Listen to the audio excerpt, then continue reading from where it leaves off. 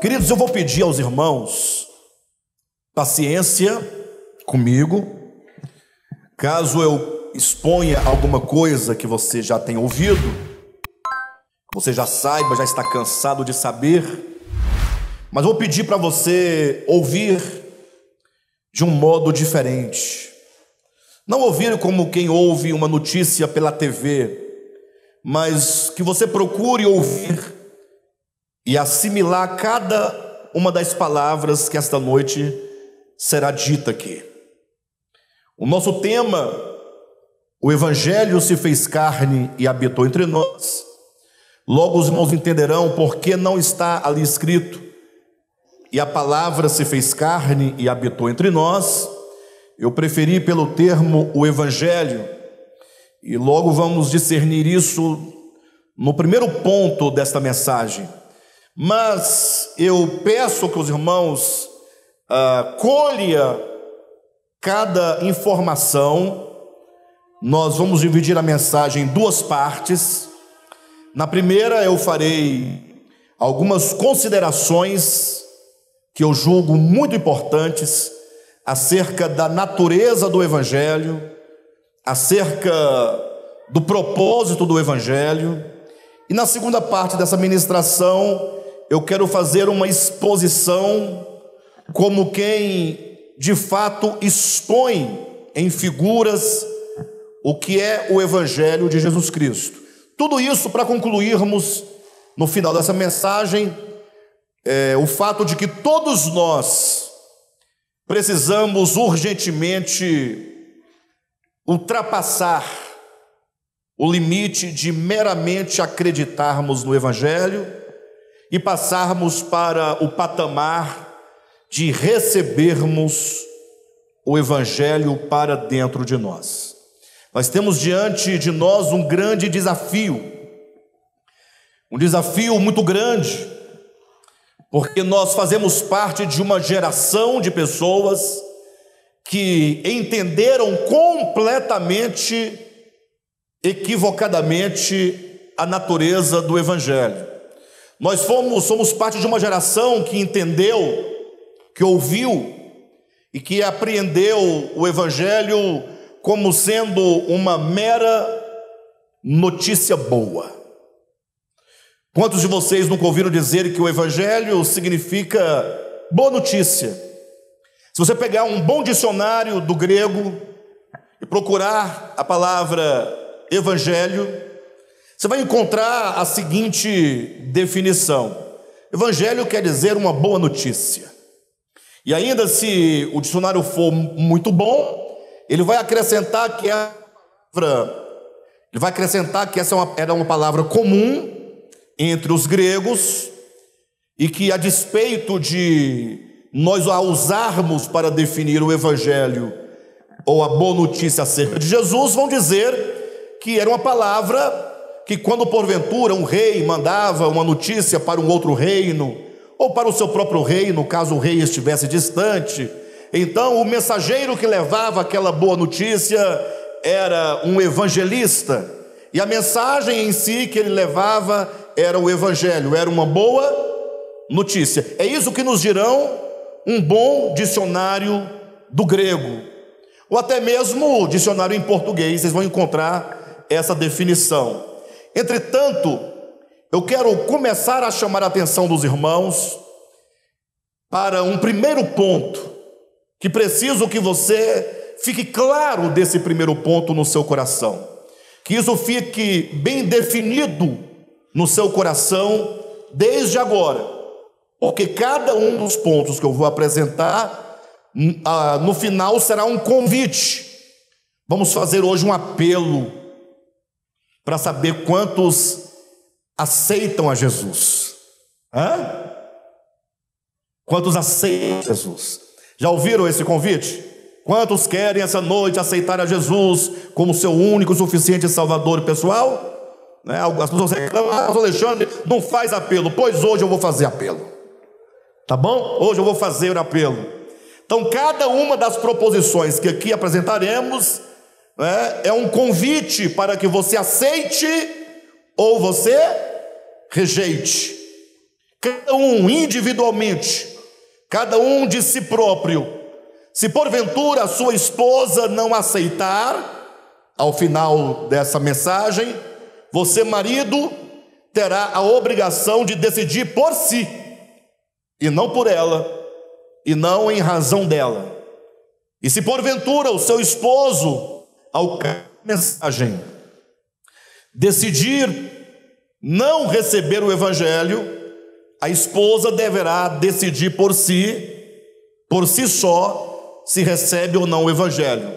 Assim, os filhos, independentemente dos pais, os pais, independentemente dos filhos, o irmão, independentemente da irmã, o amigo, independentemente do seu amigo. Essa é uma decisão que só cabe a você individualmente. E a primeira questão que eu quero trazer aos irmãos, enquanto esclarecimento, é o fato de que o Evangelho de Jesus Cristo não é meramente uma notícia.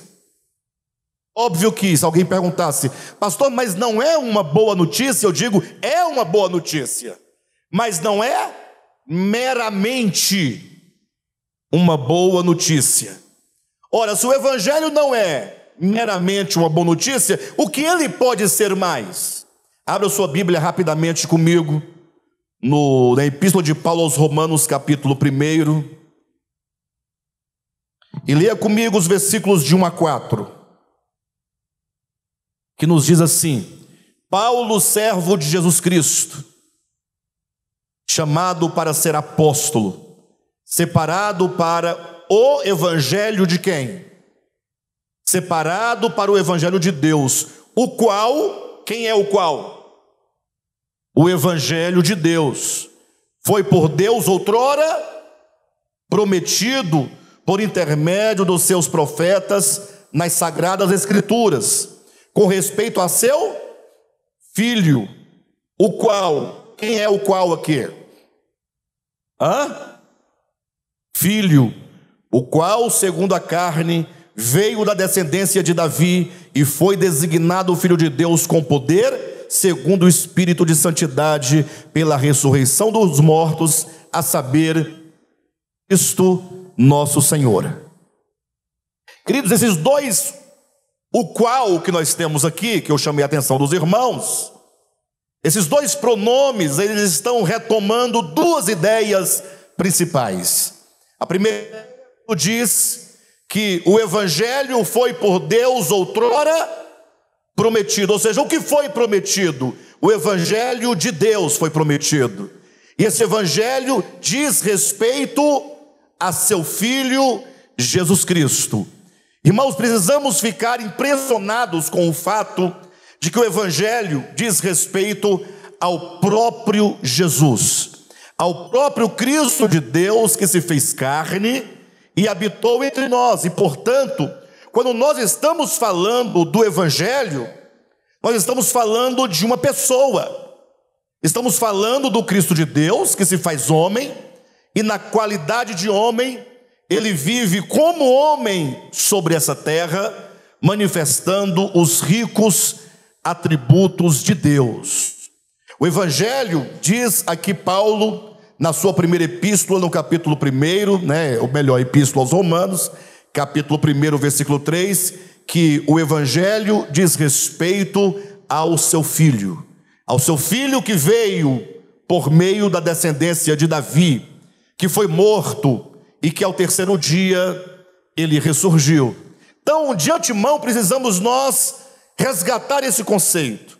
Quando falamos de evangelho, estamos falando de uma pessoa viva. Por isso que nós ousamos colocar o tema: e o evangelho se fez carne e habitou entre nós. O evangelho é o Cristo de Deus, a sua pessoa, todos os seus ensinamentos, toda a sua obra, tudo isso na pessoa de Jesus fala do evangelho de Deus. Talvez alguém poderia perguntar, pastor, mas qual é a relevância de se enfatizar algo que me parece um tanto óbvio, né? Parece, e se não é tão óbvio assim, em que consiste essa ênfase? Ou o que muda, de fato? Se alguém acredita que o Evangelho é a boa notícia acerca de Jesus, acerca do seu viver, acerca da sua morte, acerca da sua ressurreição, e o outro acredita ou entende que o Evangelho é o próprio Cristo de Deus, encarnado no seu viver humano, né? Na sua morte e na sua ressurreição. Ou seja, qual é a diferença entre você ouvir uma mensagem a respeito de Cristo e ao cabo desta mensagem você consentir naquela mensagem, você concordar com aquela mensagem, você achar aquela história acerca de Cristo uma história bonita, uma história, né, cheia de emoção, uma história de sofrimento, uma história de amor, e você, por outro lado, crer que o Evangelho é uma pessoa. Ora, a diferença é enorme, é muito grande. Uma vez que quando então uma pessoa ouve a história do Evangelho, ou uma notícia acerca de Jesus, e o outro olha para o próprio Jesus, quando ambos são convidados a receber, é possível, é provável que aquele que ouviu a história receba como certa aquela história. Ele diz, olha, faz muito sentido essa história de Jesus, faz muito sentido, e eu concordo com ela. Então você aceita o Evangelho? Eu aceito, concordando com tudo isso, muito bom.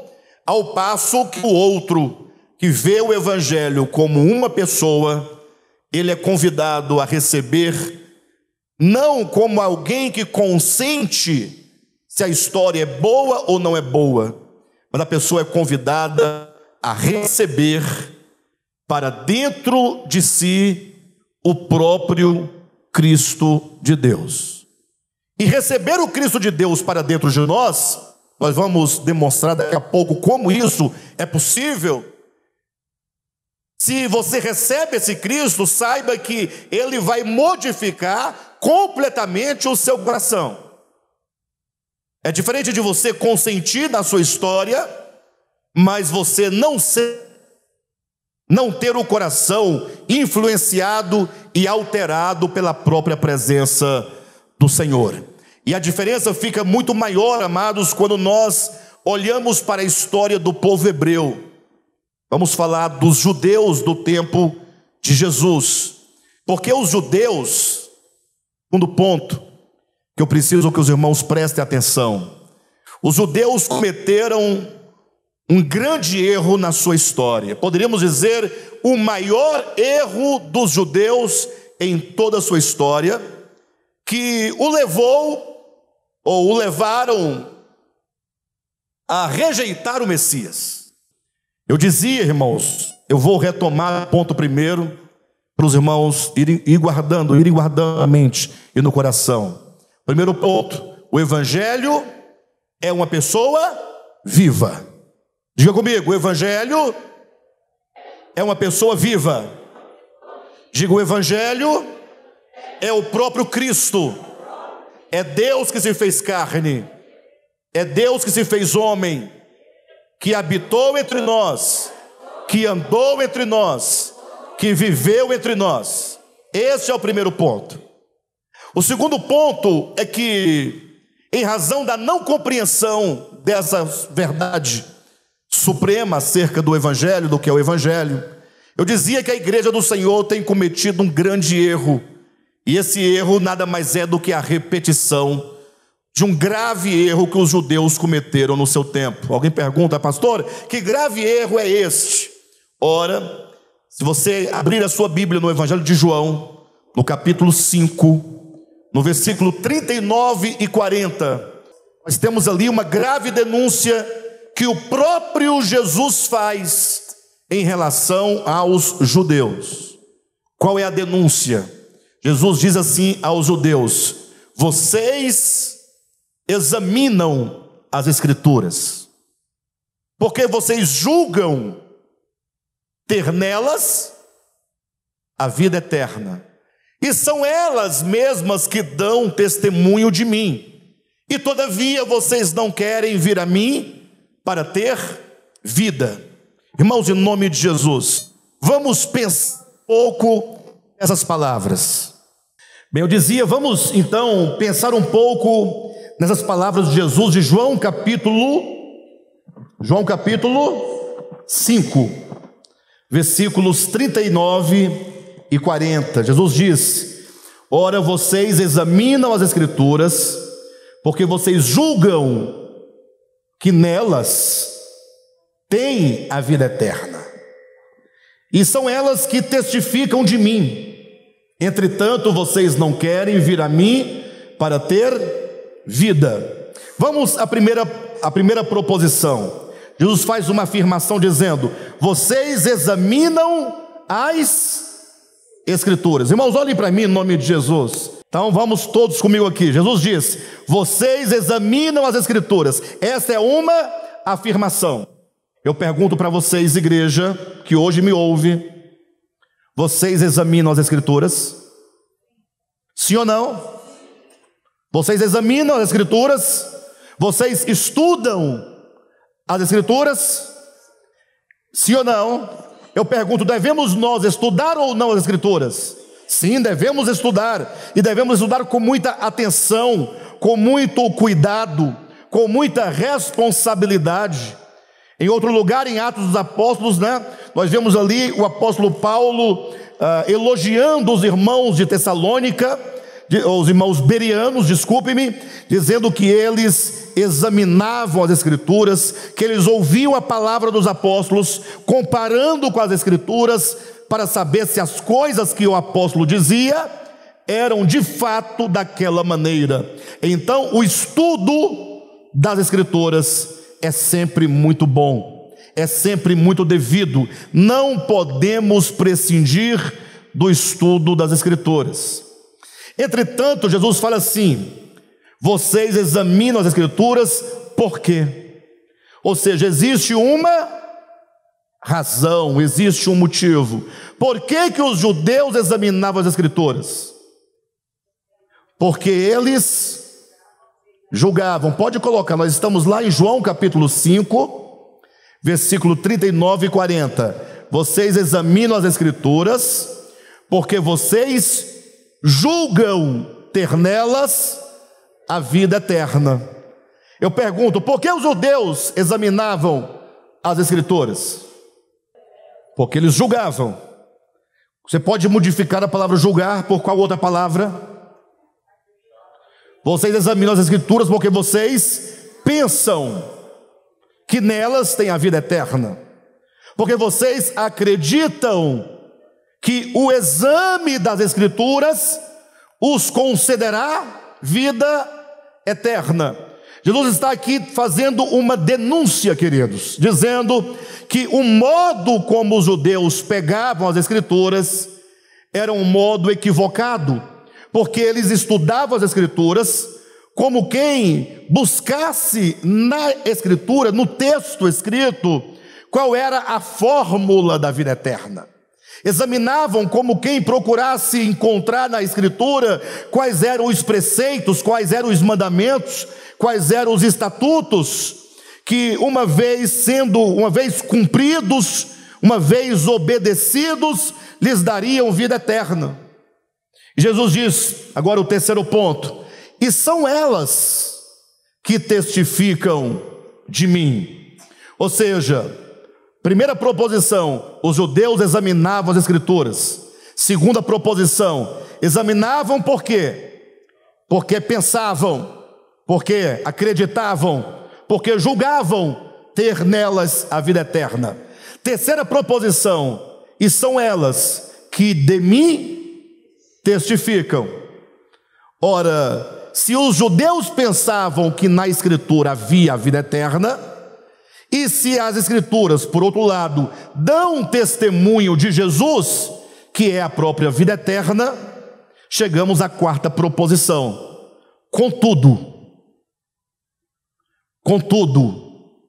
ou seja, embora vocês examinem as Escrituras, porque vocês julgam ter nelas a vida eterna, sendo elas não um manual, mas um testemunho de mim, contudo vocês não querem vir a mim para ter vida. Ou seja, Jesus está dizendo: olha, vocês examinam as Escrituras, mas vocês a tomam de uma maneira equivocada. Vocês tomam as Escrituras como quem procura encontrar nos seus mandamentos, encontrar nos seus estatutos, nas suas ordenanças, um meio para se obter vida eterna.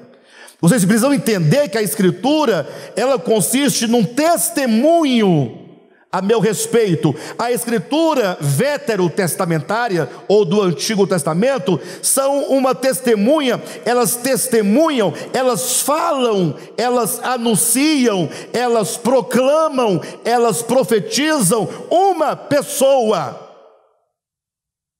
O Messias prometido era o objeto do testemunho das Escrituras. Os judeus, queridos, olhem para mim, foi um povo chamado por Deus, e a grande promessa que eles carregavam era a promessa de que o Messias de Deus haveria de vir. Pense na história de um povo, quase que 1500 anos carregando essa promessa, 1500 anos anunciando: o Messias virá.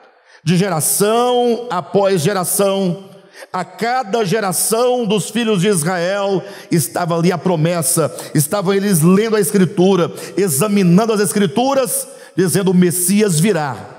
Ou seja, as Escrituras, enquanto um testemunho, dizia-se para eles: preparem-se, porque logo o Messias virá. Mas em um dado momento da história dos hebreus, eles examinavam, num dado momento da história, talvez eu vou aqui arriscar uma época um pouco mais precisa, talvez por ocasião ali dos 4 últimos séculos antes da chegada do Messias, no período pós-exílico, no retorno do povo de Israel do Egito, ou melhor, desculpe-me, de Babilônia, quando o Judá e Benjamim voltam do cativeiro, que se reestabelecem em Jerusalém, começa ali um período chamado o templo sacerdotal, ou seja, o templo reconstruído com o retorno do povo com os filhos de Israel para Jerusalém. Agora uma casta sacerdotal dentro do templo começa agora a gerar um grande desvio da atenção daquilo que os hebreus tanto aguardavam. Deixaram de olhar para frente como quem espera o Messias e transformaram as Escrituras do Antigo Testamento em um manual de coisas. Criou-se uma religião que com os lábios confessava o Messias, com os lábios dizia que aguardava o Messias, mas uma religião que estava fundamentada na quantidade de coisas que se podia fazer para Deus. Quantos animais se imolava para Deus, quantos sábados se guardava para Deus, quantas festas se praticava e se oferecia para Deus. Uma religião de coisas. No âmbito da religião humana, diríamos uma bela religião. Só que Jesus diz: vocês examinam as Escrituras, porque vocês julgam ter nelas a vida eterna. Vocês não sabem que elas são um testemunho de mim, e contudo, vocês não querem vir a mim para ter o quê? Vida. Eu pergunto, segundo o próprio Jesus em João capítulo 5, 39 e 40, os judeus queriam ir a Jesus para ter vida, mas eles queriam vida, e onde eles iam buscar a vida? Os irmãos estão entendendo. Atenção, segundo o próprio Jesus, no capítulo 5 do Evangelho de João, versículos 39 e 40, o povo hebreu examinava a Escritura, o povo hebreu buscava pela vida eterna, o povo hebreu queria ir a Cristo para ter vida, mas ele ia onde buscar vida?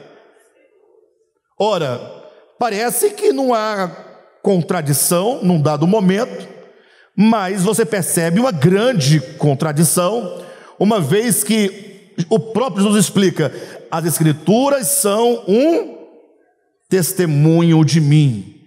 A Escritura não é um manual de regras, de rituais, de coisas.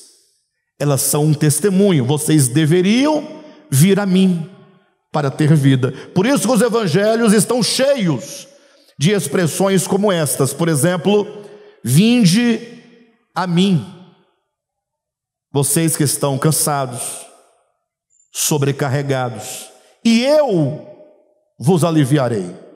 Tomai sobre vós o meu jugo e aprendei de mim, porque eu sou manso e humilde de coração. Imagine vocês que em outro lugar na Escritura, Jesus estava na festa dos tabernáculos, e a festa dos tabernáculos era uma festa linda, era chamada a festa das águas, porque durante 7 dias tinha todo um ritual e toda uma procissão, porque os sacerdotes iam ao tanque de Siloé, pegavam grandes cântaros e enchiam de água do Siloé, e iam em procissão, cantando os cânticos de ramagem, e chegavam lá no templo, eles banhavam o altar de Deus, todo o pátio com aquelas águas que vinham lá do tanque de Siloé. Então era uma festa marcada por muitas águas trazidas ritualmente. E diz então em João capítulo 7, versículo 38, que Jesus estava presente nessa festa. E estando ele presente, desde o primeiro dia, Jesus ficou vendo aquele ritual, pessoas trazendo água e jogando sobre o altar, corria em volta do altar aquela água, todos os dias aqueles cânticos bonitos, aqueles sacerdotes com as suas indumentárias muito bonitas, com seus cântaros trazendo a água. E diz o texto bíblico que Jesus esperou passar o primeiro dia, o segundo dia, o terceiro dia, o quarto dia. Cada dia que passava, mais água era derramada sobre o altar. Passou-se o 5º dia, o 6º dia, quando deu no 7º dia, está lá em João capítulo 7, versículo 38, e no último dia da festa. Jesus esperou que chegasse no último dia, queridos. Para quê? Para que ninguém desse desculpa. Não, é porque ainda faltam alguns dias para trazer um pouco mais de água. Não, Jesus esperou que trouxesse toda a água possível. E quando estava encharcado de água, ele disse: se alguém dentre vós tem sede, venha a mim e beba. Em outras palavras, vocês examinam as Escrituras, porque vocês julgam ter nelas, na prática daquilo que ela sinaliza, a vida eterna. Ficaram aqui 7 dias com o ritual das águas, mas depois de 7 dias, no último dia, o grande dia da festa, vocês ainda têm sede. Porque nenhum rito, nenhum mandamento, nenhum sábado, nenhum sacrifício de animal, nada pode resolver verdadeiramente o problema do homem. Jesus diz: venha a mim e beba. Por isso ele se declarou: eu sou o pão da vida. Ele disse: eu sou a ressurreição e a vida. Ele disse: eu sou o caminho, a verdade e a vida. Mas os judeus não foram a Cristo para ter vida, antes o negaram e o crucificaram. Não passou muito tempo depois disso, Paulo denunciava agora na segunda carta aos Coríntios, no capítulo 3, dessa vez falando à igreja, trazendo um grande alerta para a igreja, dizendo: olha, presta atenção, igreja, nós somos ministros de uma nova aliança. Paulo foi um grande desbravador nesse tema, e ele dizia: igreja, preste atenção, capítulo 3, segundo aos Coríntios, versículos 6, 7, 8, 9, 10, 11, dizendo: nós somos ministros de uma nova aliança. É preciso que fique clara uma questão: nós não somos ministros da antiga aliança. E alguém pergunta, ou alguém levanta dizendo: pastor, eu sei qual é a diferença da velha para a nova aliança, e eu dou um bombom para quem acertar.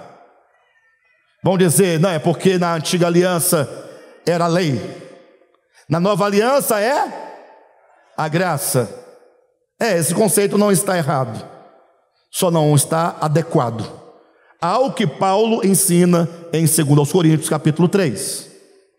Quando Paulo diz: nós somos ministros de uma nova aliança, nós não somos ministros da antiga aliança. Olhe para mim, igreja, vocês querem ser uma igreja do ministério da nova aliança ou da antiga aliança? Da nova aliança. Então presta atenção no que Paulo está dizendo. Ele diz: o ministério da antiga aliança é o ministério da letra, é o ministério da letra, enquanto que o ministério da nova aliança é o ministério do Espírito. Se Paulo quisesse fazer a diferença entre lei e graça, o que ele teria dito? Porque o ministério da letra, ou do Antigo Testamento, é o ministério da letra, e o ministério da nova aliança é o ministério da... Pessoal, vocês têm que me acompanhar. Eu disse: se Paulo quisesse fazer a relação lei e graça, se ele quisesse, ele teria dito que o ministério da antiga aliança é o da lei e a nova aliança é o ministério da graça. Se ele quisesse. Como ele não quis fazer essa dicotomia, ele queria enfatizar um outro aspecto. Ele diz: o ministério da antiga aliança é o ministério da letra, e o ministério da nova aliança é o ministério do Espírito. Ele quer dizer, existe uma tremenda diferença entre letra e espírito. O ministério da letra é um ministério calcado na leitura da Escritura, enquanto letra, enquanto grafemas, letras impressas em pedras, letras impressas em papel. É uma relação de quem lê com um livro, é uma relação de um aluno que aprendeu os dogmas, que aprendeu os mandamentos, que aprendeu as regras.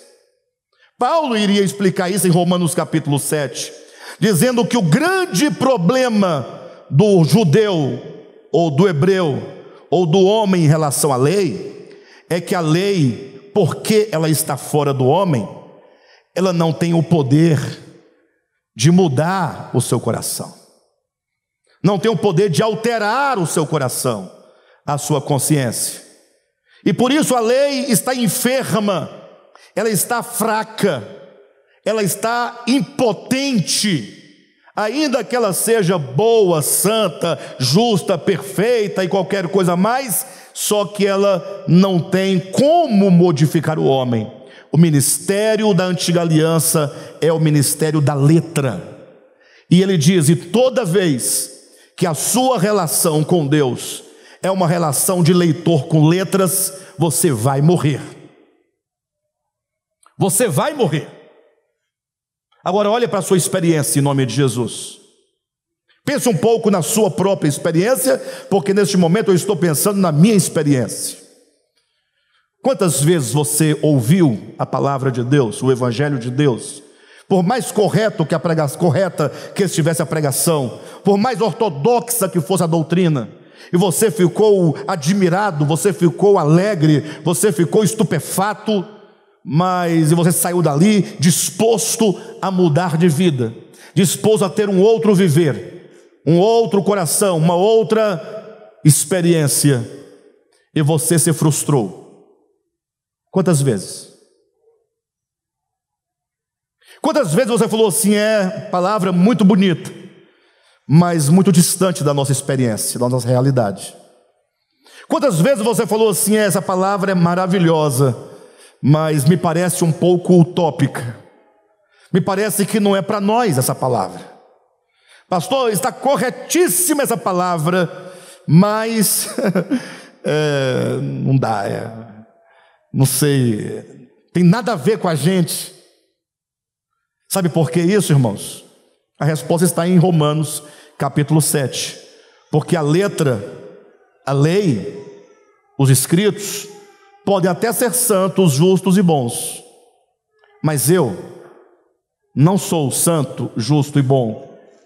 Eu, nesse caso, estou tendo uma relação com a Escritura, um leitor que apanha das Escrituras a letra, como quem acredita ter nelas a vida eterna, e me recuso a ir a Jesus para ter vida. O grande erro dos judeus foi transformar o testemunho acerca do Messias em meras letras, em meros mandamentos, e o erro que a igreja hoje repete é de transformar o testemunho de Jesus, Mateus, Marcos, Lucas e João, não são os 4 livros que dão o testemunho de Jesus? Sim ou não? Quando você lê Mateus, Marcos, Lucas e João, você não vai se deparar com a origem do Cristo de Deus, que ele vem dos céus, com a origem humana do Cristo de Deus, que ele veio de Belém. Você não vai se deparar com as suas histórias, com seu crescimento, com suas palavras, com seus ensinamentos, com suas parábolas, com seus milagres, sim ou não? Então os evangelhos são o testemunho de Jesus. Mas para que nos serve o testemunho de Jesus? Para que você creia nele, nessa pessoa bendita, e então você agora vá a Jesus, para nele obter a vida eterna, para que ele seja em você toda a capacidade, toda a potência, toda a vida. Afinal, foi isso que Paulo disse: logo já não sou eu quem vive, mas Cristo vive em mim.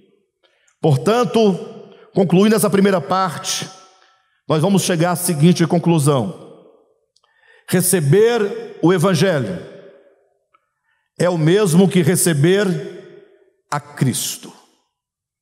Receber o Evangelho não é o mesmo que receber a notícia dele. Receber o Evangelho não é receber ou aceitar como bem contada a história dele, não é consentir na história. Receber o Evangelho é receber o próprio Cristo. Receber a Cristo é receber, conforme João capítulo 6, as suas palavras.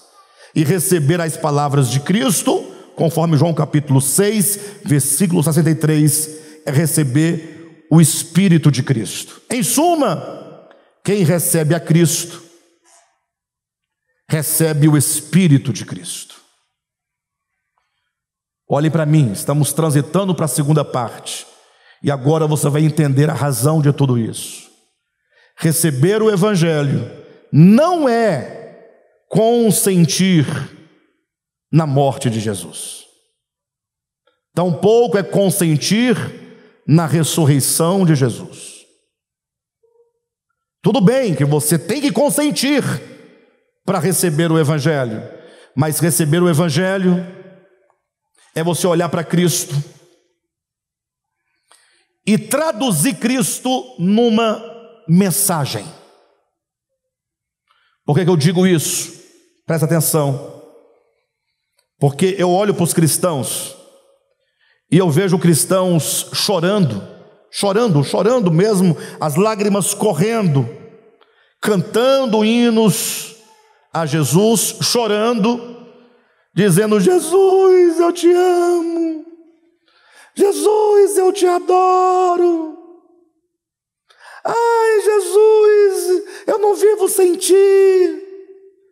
E a pergunta que eu faço é: você ama o que afinal? Você adora quem afinal? Você não vive sem quem afinal? Essas lágrimas traduzem o que afinal? As pessoas estão dizendo: eu amo Jesus. Aí elas projetam a imagem de Jesus. Olhem para mim. Elas projetam a imagem de Jesus, um homem, e aí cada um tem uma imagem, né? Geralmente a imagem que nos foram pintadas nos quadros. Umas pessoas mais bem advertidas pensam num homem bem feio, fica imaginando, quanto mais feio, mais próximo de Jesus, porque ele não tinha nem aparência nem formosura. Aí fica imaginando, ela fala: eu amo este homem chamado Jesus. Aí eu pergunto: e o que você quer com este homem chamado Jesus? Ah, é porque eu sou apaixonado por ele. Eu falei: o que você faria com ele hoje, se ele se materializasse dentro da sua casa? Alguém diria: eu colocaria minha cabeça no peito de Jesus e ficaria lá. Eu pergunto: o que você quer com Jesus? Você precisa entender o que é a mensagem, o que é o Cristo de Deus. Ele é chamado de Logos. Logos quer dizer palavra. Portanto, Jesus, a quem você ama, é a palavra de Deus. E essa palavra de Deus é uma mensagem. Aí você tem que ler Mateus, Marcos, Lucas e João para abstrair o significado desse Cristo, e você vai encontrar que esse Cristo, ele é amor. Mas não é o eros dos gregos, não é o filéu dos gregos, nem tampouco o ágape dos gregos. Esse amor que o Cristo de Deus é, atenção, olhe para mim, é amor incondicional. É amor incondicional. É amar independentemente de quem seja o outro, do seu histórico, da sua condição. E é amar não é com a presunção dizendo: não, Deus ama do jeito que Ele está, mas vai ter que mudar, porque senão o quê? Não vai amar? Quer dizer que se não mudar, Deus para de amar? Amor que era e que não é, nunca foi amor. O amor de Deus é amor eterno, é amor incondicional, é amor sempre. E essa mensagem não significa que o indivíduo de qualquer maneira continuará sempre de qualquer maneira e está tudo bem. Não, eu estou dizendo que o amor de Deus não se altera a despeito de quem quer que sejamos. E que mesmo no último dia, quando muitos ou alguns, se existirem, forem para a morte eterna, Deus continuará amando com o mesmo amor, sem diminuir absolutamente nada nesse amor. E se é amor, e se é incondicional, e se é eterno, as mãos de Deus continuarão sempre estendidas para aquele a quem Ele ama. E se alguém se perde, não é porque Deus deixou de amar, não é porque Deus substituiu o amor pelo ódio, o amor pela vingança, o amor pela retaliação. Não, é porque a pessoa abriu mão do amor de Deus, não desejou o amor de Deus, não recebeu o amor de Deus. Mas quando você olha para os evangelhos, para o testemunho de Jesus, você verá que a mensagem que o Cristo de Deus representa é o amor incondicional, que se manifesta como graça, perdão, misericórdia, piedade e tantos adjetivos bons que você quiser colocar neste rol. Ou seja, se você diz eu amo a Cristo, você deve dizer assim: eu amo o amor. Se você diz eu recebo a Cristo, você diz eu recebo o amor incondicional. Se você diz eu quero a Cristo porque eu creio no Evangelho, você está dizendo eu creio e eu quero para mim o perdão, não para ser perdoado, mas o perdão enquanto conteúdo e essência, para que você ame o outro, para que você perdoe o outro, para que você use de misericórdia para com o outro.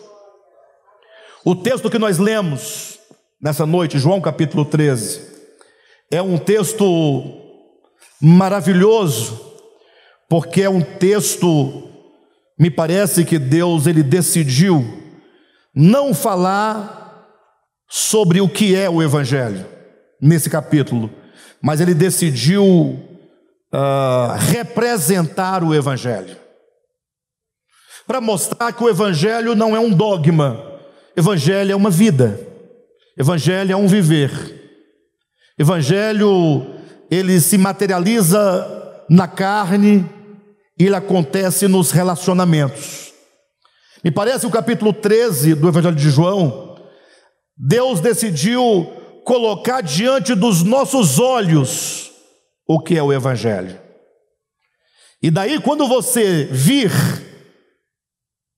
essa representação diante dos olhos, pense em cada ato deste capítulo 13, e você vai entendendo o que é o Evangelho de Jesus. Daí talvez você chegue à conclusão de que não era bem isso que você procurava. Capítulo 13, versículo 1, começa dizendo: ora, antes da festa da Páscoa, sabendo Jesus que era chegada a sua hora de passar deste mundo para o Pai, tendo amado os seus que estavam no mundo, amou-os até o fim. Eu lendo esse texto essa semana, e eu lendo um sermão chamado o Sermão do Mandato, de Antônio Vieira, eu confesso que eu fiquei profundamente tocado. Lógico, eu não vou reproduzir aqui o sermão do Vieira, até mesmo pela complexidade do texto, mas eu fiquei meditando nesses 2 primeiros versículos do capítulo 13, e pensando comigo, verifique, antes da festa da Páscoa, sabendo Jesus que era chegada a sua hora de passar deste mundo para o Pai, tendo amado os seus discípulos, ou os seus que estavam no mundo, amou-os até o fim. Durante a ceia, tendo já o diabo posto no coração de Judas Iscariotes, filho de Simão, que traísse a Jesus, versículo 3, sabendo este, Jesus, que o Pai tudo confiara às suas mãos, e que ele viera de Deus e voltava para Deus, levantou-se da ceia. Agora você verifique quais as condições que nesse texto são colocadas, que nos chamam a atenção, quando diz que Jesus nos amou até o fim. Olha as circunstâncias, aí diz que tendo o diabo posto no coração de Judas que traísse Jesus, ou seja, já era no coração de Judas algo que já estava consumado no coração, já tinha sido consumado no coração, não em ação, mas Judas estava totalmente pronto, totalmente amadurecido nas suas ideias, totalmente ali já para trair a Jesus. Isso é uma coisa negativa, coloca isso de um lado. Do outro é dito, e Jesus, sabendo que ele, Jesus, viera do Pai, sabendo Jesus que ele voltava para o Pai, e olha o que diz, e sabendo que o Pai tudo lhe confiara em suas mãos. Vira o quadro? Um quadro negativo e um positivo. Qual é o negativo? Sabendo que Judas já estava proposto no coração de trair a Jesus. Então pense comigo, você numa situação como esta. Alguém que vai te trair, está na iminência de uma traição profunda, e você sabe exatamente quem é Judas. Guarda isso. Mas por outro lado, Jesus também sabia quem ele era. Ele sabia que ele viera do Pai. Ele sabia que ele voltava para quem? Para o Pai. E ele sabia que o Pai tudo lhe confiara nas suas mãos. Sabendo de tudo isso, tendo amado os seus discípulos que estavam no mundo, os amou até o fim. Isso não é amor incondicional? Porque talvez, esse é um dos argumentos que Vieira trabalha. Ele diz, ora, se Jesus soubesse, por exemplo, ou se ele não soubesse quem eram os discípulos, quem era Judas, quem era Pedro, quem era Tomé, quem era Bartolomeu, quem era Mateus, poderia ser que ele se aventurasse a amar, porque amar quem não se sabe é muito fácil, porque você não sabe quem você ama, e se você não sabe, você certamente tem uma falsa impressão e uma projeção das pessoas a quem você diz amar.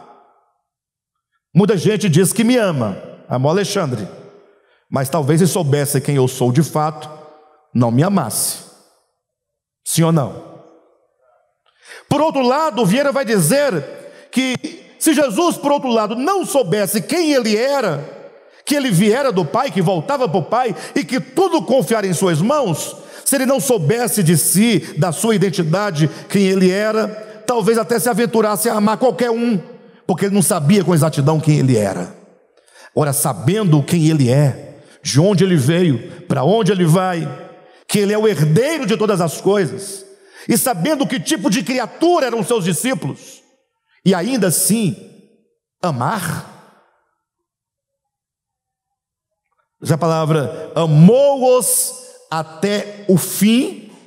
Essa palavra fim no grego é telos, que não significa nem fim de final e nem de finalidade, mas quer dizer telos enquanto o amor que chegou na sua potência máxima, o amor que chegou ao limite de qualquer coisa, o amor que chegou na sua plenitude.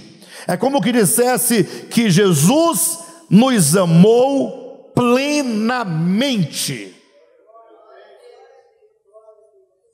Mas se parasse por aqui essa argumentação de João, você talvez não entenderia a natureza do Evangelho e tampouco entenderia a natureza do amor. E para que ficasse muito claro qual é a natureza do Evangelho, a natureza do amor, para que esse Evangelho feito carne se mostrasse aos olhos de todos, é dito assim: ora, antes da festa da Páscoa, sabendo Jesus que era chegada a sua hora de passar deste mundo para o Pai, tendo amado os seus que estavam no mundo, amou-os até o fim. Durante a ceia, tendo já o diabo posto no coração de Judas Iscariotes, filho de Simão, que traísse a Jesus, e sabendo este que o Pai tudo confiara às suas mãos, e que ele viera de Deus e voltava para Deus, levantou-se da ceia. Isso aqui que os irmãos têm que ver. Diante desse quadro de amor, esse amor até o fim, esse amor pleno, esse amor telos, esse amor na sua maior potência, para que isso fique claro, que amor é este? É dito que tendo o diabo colocado no coração de Judas, que traísse Jesus, e Jesus sabendo que viera do Pai, que voltava para o Pai, e que tudo o Pai lhe confiara em suas mãos, levantou-se da ceia. Ele está mostrando aos olhos. E para que ele levantou? Para fazer uma exposição de um grande sermão? Não. Levantou-se da ceia, tirou as vestes de cima, cingiu-se com uma toalha e se ajoelhou diante de 12 sem futuro. O que você faria diante de uma situação dessa? Nós temos pelo menos duas situações que o texto claramente nos mostra. A primeira, que nós vamos encontrar no Evangelho de Lucas, capítulo 22, dentro do mesmo contexto, disse que os discípulos discutiam entre si quem era o maior. Isso porque, queridos, eles estavam indo para a reunião da Páscoa, a festa da Páscoa. E como a casa onde eles fariam a Páscoa era uma casa emprestada, o dono da casa esvaziara completamente a casa dos seus criados, da sua família, e deixou a casa à disposição de Jesus e seus discípulos, e portanto na casa só tinha Jesus e os discípulos, ninguém mais. E eles então caminharam bastante até chegar naquela casa, e era costume naquele tempo que na casa onde chegassem para fazer a ceia, deveria ter ali alguém para lavar os pés dos viajantes. E como os discípulos sabiam que na casa não teria ninguém, eles pensavam, vai sobrar para nós, alguém vai ter que lavar os pés dos discípulos e de Jesus. E essa tarefa de lavar os pés, enquanto tradição naquela época, dizia respeito a uma tarefa designada a um escravo dos escravos. Não era qualquer escravo que servia a esse papel. Então os escravos tinham sempre um escravo em quem eles mandavam. Então esse escravo desgraçado, não bastava ser escravo, era o escravo dos escravos, é quem fazia, se prestava a esse papel. E a primeira atitude diante desse quadro são os discípulos dizendo assim, olha, nós temos que descobrir qual de nós aqui é o menor que vai fazer esse papel. E para chegar ao menor, discutiam os discípulos qual deles era o maior. Aí fica simples, porque Pedro, Tiago e João estão fora, porque eram os mais próximos de Jesus, tiveram muitos privilégios durante todo o ministério. Mateus talvez dissesse que não podia se prestar esse papel, porque afinal, embora ele fosse um discípulo como os demais discípulos, mas ele vem de uma linhagem de cobrador de impostos, rico, tem dinheiro, camarada que todo mundo respeitava. Judas Iscariotes nem pensar, porque ele era o tesoureiro. Aí vai diminuindo a quantidade. Vai disputar agora entre Tomé, Bartolomeu. Bartolomeu nunca disse nada. Eu acho que o menor era Bartolomeu ali na onda. Eu acho. É minha opinião. Mas que não fosse. Mas a primeira atitude diante de quem vai se curvar para servir o outro é: eu sou o maior. Eu não estou aqui para servir. Mas tem uma outra atitude que é a contrária dessa, porque essa aqui é a arrogância de quem pensa que é alguma coisa sem ser. A outra postura é que, tendo Jesus se levantado para a vergonha de todos eles, despiu-se de sua túnica, como que dissesse: aquele que é Deus se despe da sua glória, do seu trono. E agora, quando ele cinge os lombos com a toalha, como que dissesse, ele se faz escravo e servo dos homens. E quando então ele se inclina para lavar, ele se coloca como um servo. E quando ele pega os pés de Pedro, vem a segunda atitude. Agora é o orgulho da humildade. Meus pés não, Senhor. Como assim o Senhor lavar os meus pés? Ora, agora há pouco procurava saber quem era o maior. Agora, quando Cristo se propõe a ser o menor, Agora a pessoa com orgulho fala: não, Senhor, meus pés não. Aí vem o orgulho, na verdade, da falsa humildade. Jesus o repreende dizendo: se eu não lavar os teus pés, você não tem parte comigo. E eu fico imaginando a cena, um por um, aquele silêncio, Jesus curvado, lavando os pés de Judas, enxugando com uma toalha. Mas se você olhar bem, esse que ali estava lavando os pés de Judas, era como o que diz Paulo em 2 Coríntios, ou melhor, isso mesmo, em Coríntios, em 1 Coríntios capítulo 2, ali era o Rei da glória, era o Senhor da glória, só que ele estava revestido de humanidade, mas era Deus feito homem, com as suas mãos, onde Deus, o Pai, tudo depositou em suas mãos, tocando na parte mais inferior do homem, os pés. As mãos de Deus tocando os pés de um pecador, de Judas, de Mateus, só a turma, né? De Pedro, de João, de cada um deles, aquele silêncio total. E Jesus disse: o que eu faço agora, vocês não entendem. Agora é para vocês olharem e apenas verem essa imagem. É o evangelho vivo, prático, mostrado como acontece. Como é que o evangelho se faz carne? Não é ir para a praça dizer: sou o evangelho, olha que beleza, olha que bonito. Não, é aquele que se faz carne, se reveste do homem e agora se faz servos dos homens. E o pior, quando ele se faz servo dos homens, ele não está a exigir, não está a reivindicar, não está a qualificar o homem, ele está apenas a servir. E isso ele faz porque, tendo amado os seus, amou-os até o fim, amou-os plenamente.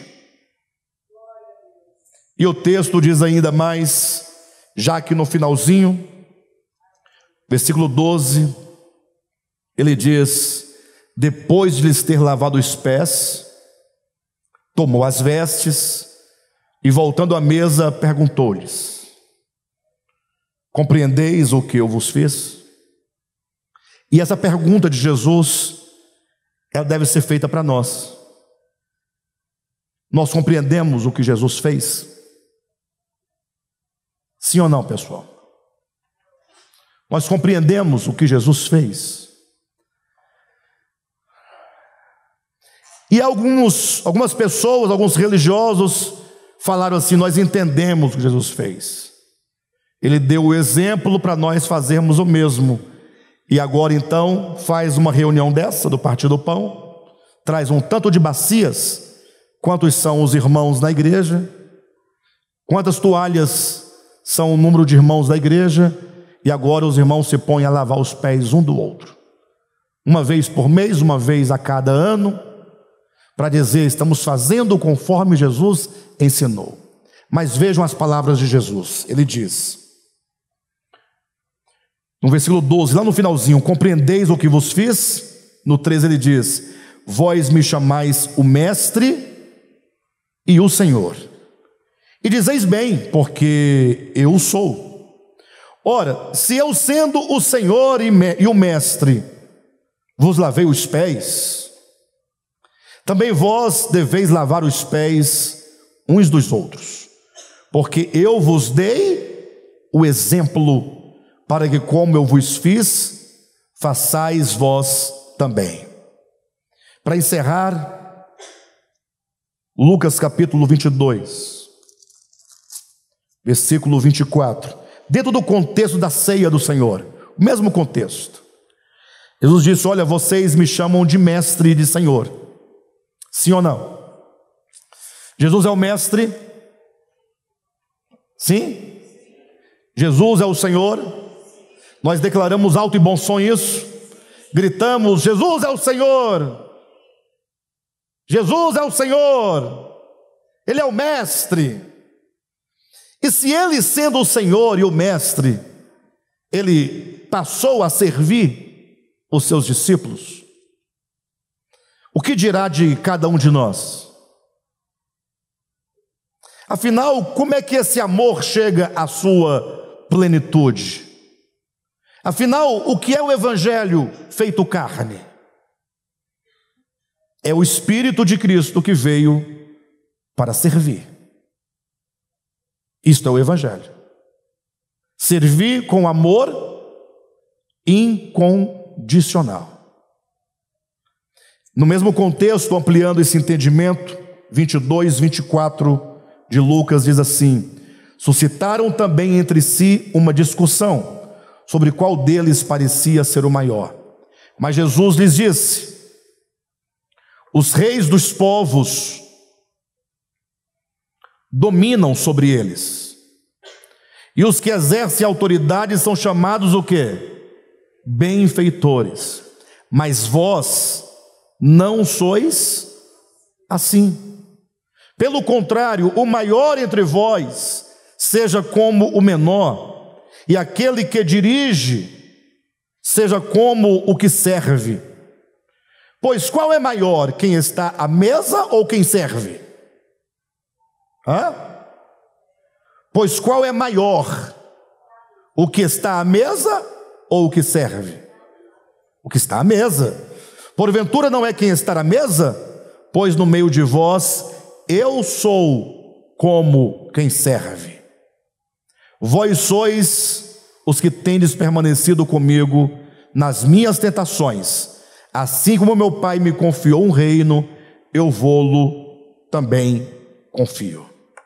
Ou seja, Jesus veio e Ele mostrou o Evangelho: amor e serviço.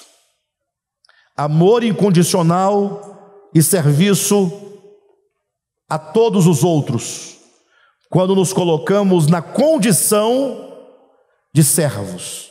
Ele diz: olha, no reino dos homens, os grandes, os poderosos dominam sobre vocês, mas entre vocês, igreja, não é assim. Assim como meu Pai me confiou um reino, eu também confio a vós. Então nos foi confiado um reino, e esse reino, queridos, que nos foi confiado, que é o reino da graça, que é o reino do amor, que é o reino do Evangelho, nos chama a sermos servos. Quem aceita a Jesus, aceita ser servo. Quem recebe a Cristo, aceita o serviço ao próximo como missão. Quem recebe o Evangelho de Jesus, se faz um servo. Não existe outro Evangelho. O Evangelho não nos chama a uma outra coisa, nos chama ao reino que nos foi confiado, e nesse reino as coisas não são como são no reino dos homens. E a pergunta que eu faço a todos nessa noite é se porventura nessa noite tem alguém no nosso meio que quer receber este Evangelho, mas não é para levantar as mãos, nem para ficar de pé, nem vir à frente. É porque talvez quando nos pregaram o Evangelho, nos falaram que se nós não recebêssemos a Cristo, nós iríamos para o inferno, né? Lembram disso? E você, com medo do inferno, logo aceitou Jesus. A proposta é boa, né? Eu vou para o inferno, Ele morreu por mim, eu aceito Ele, não vou mais. A boa troca. Mas talvez por esse motivo foi que nós nunca nos tornamos um servo. Receber o Evangelho é receber o Espírito de Cristo. E nós estamos aqui nessa tentativa de primeiramente compreender qual é a nossa missão qual deve ser o nosso viver? E eu sei que talvez você diga, pastor, mas talvez nós caímos aí no mesmo problema que você citou agora há pouco, quando disse que é muito difícil essas coisas. O difícil é porque nós só fomos à letra, às doutrinas e aos dogmas. O meu desafio e apelo é que a partir de hoje, reflita nisso, você comece a caminhar em direção a Jesus. Que tal você começar a orar? Verdade. Mas nessas orações bobas, Senhor, abençoa meu pai, abençoa minha mãe, abençoa meu tio. Não. Pode orar assim também, faz parte. Mas a oração que você precisa é aproximar-se do Senhor primeiramente em silêncio. Em silêncio. Apenas para estar diante dEle. Pensar, refletir a palavra que tem ouvido. Vislumbrar a distância que estamos. Vislumbrar a nossa incapacidade humana em nós mesmos de proceder. E quando você começar a perceber no silêncio todas essas coisas, aí você pode apenas dizer, como muitos nos evangelhos disseram: Senhor, tende misericórdia de mim. Clamar por misericórdia. Se a sua fé é pouca, começa a dizer como o outro disse: Senhor, ajuda-me na minha fé. E começar a falar: Senhor, eu preciso do Senhor. Eu não preciso de mais doutrinas. Eu não preciso de mais conhecimento. Eu não preciso de mais obras. Eu preciso mais de Ti. Peça a Deus que Ele comece a se mover nas suas emoções, nos seus pensamentos, no seu coração. Peça a Ele que Ele te ilumine, que Ele te dê graça, te dê força, que Ele te ensine, que Ele te conduza, que Ele te dirija. Comece a desenvolver um relacionamento de dependência, de carência com um Deus, com o Senhor. E eu tenho certeza que Ele vai ouvir a sua oração. Eu tenho certeza que Ele vai tomar você pelas mãos e vai te conduzir no caminho de volta à casa do Pai. Ele vai conduzir a cada um de nós. Afinal, Ele já está nos conduzindo. Só que talvez até onde nós chegamos, talvez ainda não seja o ponto ideal. E que nós precisamos sair dessa fase da letra, dos dogmas, da teologia ortodoxa, para uma questão de experiência. Aí você pode falar sem medo. Não queira passar por bonito diante de Jesus, que Ele sabe quem é você, é bobagem. Diga assim: Senhor, olha, eu vou ser sincero para o Senhor, não dá para amar as pessoas incondicionalmente. Não dá.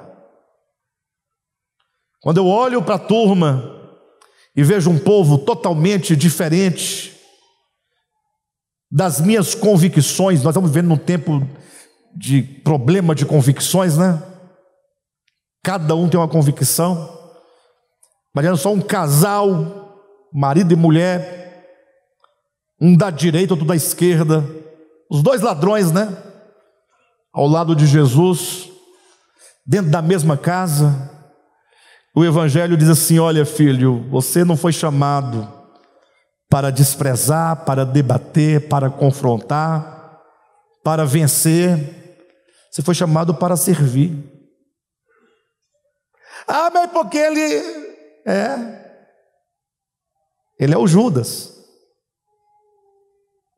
Ou é Pedro, ou é João. Todos nós estamos cheios de defeitos. Cheios. Não faça como alguns que, na prática do lava-pés literal, eu já participei de igrejas assim. Antes de começar, a gente procurava quem era a pessoa que a gente ia lavar os pés. Porque eu não ia lavar os pés de qualquer pessoa. Não. Então já combinava, Pedro, olha, nós dois, viu? Amigo, próximo.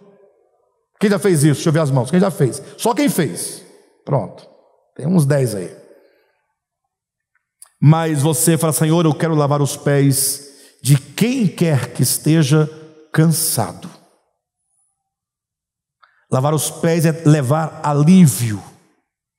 Porque quando lá eles lavavam os pés, é porque os pés estavam cansados da jornada.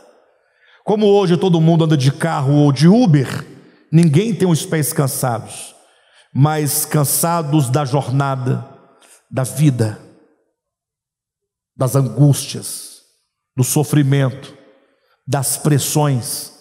Você está cercado de pessoas que precisam de você. Só que você às vezes fica dizendo, não, Senhor, este não. Este não, porque esse é assembleiano. Não, esse é católico. Não, esse é espírita. Não, esse não. Este é homossexual. Não, este não. Este é ateu. Não, Senhor, este não. Esse é macumbeiro. Não, Senhor, este não. Este é bolsonarista. Não, Senhor, este não.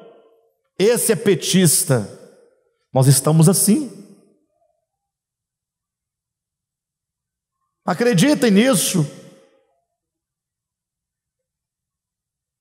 Que há pessoas que hoje não estão aqui dentro conosco, porque tem outros irmãos que não pensam ideologicamente como ele. Acreditam nisso? Acreditam que o Bolsonaro e o Lula conseguiram nos separar? Conseguiram? Conseguiram.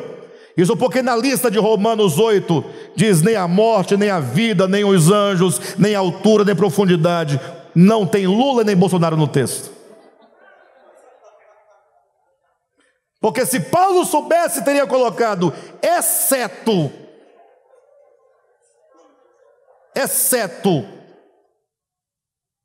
nem a morte. Agora o Lula e o Bolsonaro, esses dividem. Em nome de Jesus, igreja. Vamos despir as nossas vestes.